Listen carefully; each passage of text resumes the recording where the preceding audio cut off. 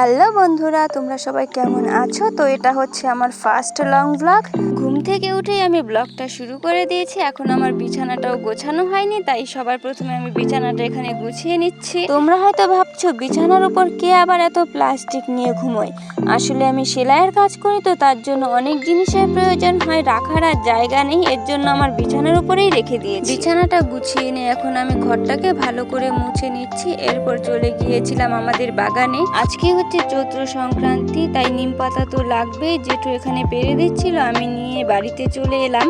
নিম পাতা, কাঁচা হলুদ, থানকুনি পাতা এসব দিয়ে আজকের দিনে আমাদের বাড়িতে তেতো বানিয়ে খাওয়া হয়, ওটাই আমি রেডি করে দিয়ে মা আর বড় জেঠির কাছে চলে এসেছি। এটা হচ্ছে আমার বড় জেঠি, শাকসবজি কাটছিল, তাই আমিও চলে এলাম একটু হেল্প করতে। আর এই পাতাটা দেখো, পুরো বেলপাতার মতো দেখা যাচ্ছে এই নিম পাতাটাকে। পাগলের মতো একা একা হাসছি, কারণ আমি নিজেও জানি না ব্লগের মধ্যে আমি এসব কি দেখাচ্ছি।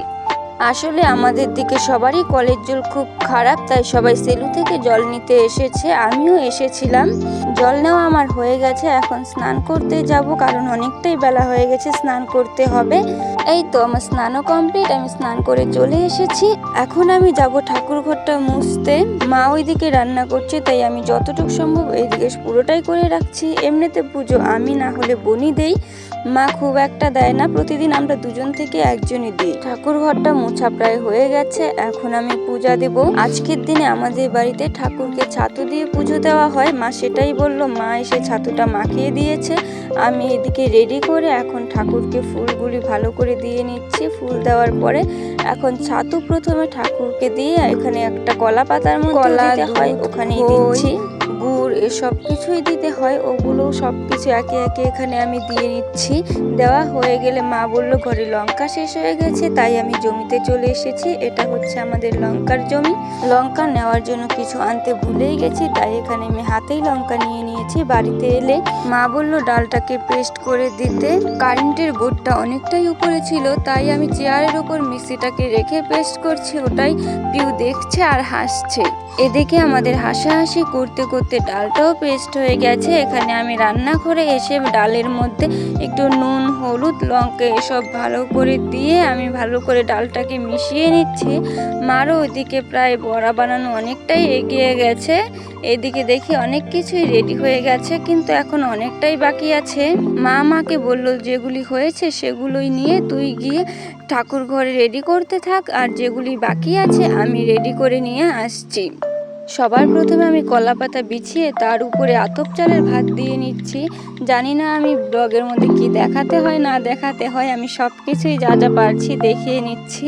প্রথমবার আমি বড় ভিডিও করছি, জানি না কেমন কি হচ্ছে না হচ্ছে, এসব আমি কি দেখাচ্ছি আমি নিজেও জানি না। ভাগ্নি আমাকে ফোন করে বলে, মাসি তুমি কেন শুধু মিনি ব্লগ করো, বড় ব্লগ কেন করতে পারো না? প্রতিদিনই শুধু মিনি ব্লগই করো, তুমি একটা তো অন্তত লং ব্লগ করো। এসব বলতে বলতে আমার মাথাটা একদম খারাপ করে দিচ্ছে। এখন আমি লং ব্লগ যে কি করে করবো সেটাই আমি বুঝতে পারছি, কিন্তু ভাগ্নের আবদার, একবার তো চেষ্টা করতেই হবে। আর একদিকে তোমাদের সঙ্গে কথা বলতে বলতে আমার সব কিছু রেডি করা হয়ে গেলে মা এসে পুজোটাও দিয়ে দিল। পুজো শেষ হয়ে গেলে এখন আমি খেতে বসবো। দাঁড়াও তোমাদেরকে দেখাচ্ছি কি কি রান্না হয়েছে। নিম পাতার বড়া, উচ্ছে, আলু আর অনেক তেতো জিনিস দিয়ে বড়া। এটা একটা কিসের বড়া? এটা বেগুনের বড়া, আলুর বড়া, মসুর ডালের বড়া, পেঁয়াজের বড়া, এটা খেসারি ডালের বড়া, পাট শাক, করলার বড়া, তারপর হচ্ছে ঢেঁকি শাক, আর একটা কি বড়া এখন ভুলে গেছি, এটা আরেক ধরনের ডাল। মোট 3 রকমের ডালের বড়া হয়েছে। আর এদিকে বড়ই দিয়ে আম টক, সজনে দিয়ে মাছের ঝোল, এগুলি আমাদের সব কিছু লাগবেই, দিতেই হবে। এসব নিয়ে আমি এখন খেতে বসে গেছি। সবার প্রথমে প্রিয় আলুর বড়া দিয়েই শুরু করলাম খেতে।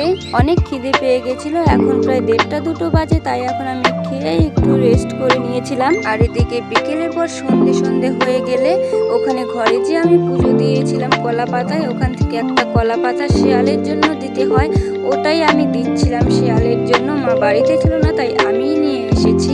একটা শিয়ালের জন্য আর একটা গরুর জন্য রেখে বাকিগুলি খেয়ে নিতে হয়, আর বাকিগুলি আমরা খেয়ে নিয়েছিলাম। এখানে এসে শিয়ালকে দিয়ে আমি বাড়িতে চলে এলাম। জানি না ভিডিওটা কেমন হয়েছে, তোমরাই কমেন্টে বলে যেও ভিডিওটা কীরকম হয়েছে। যদি ভিডিওটা ভালো হয়ে থাকে তবে এরকম ভিডিও আমি আরও বানাবো, আর যদি ভালো না হয় এটাই শেষবারের মতো করছি। এরপরে আর কোনোদিনও লং ব্লগ করবো না, শর্ট ব্লগই করবো।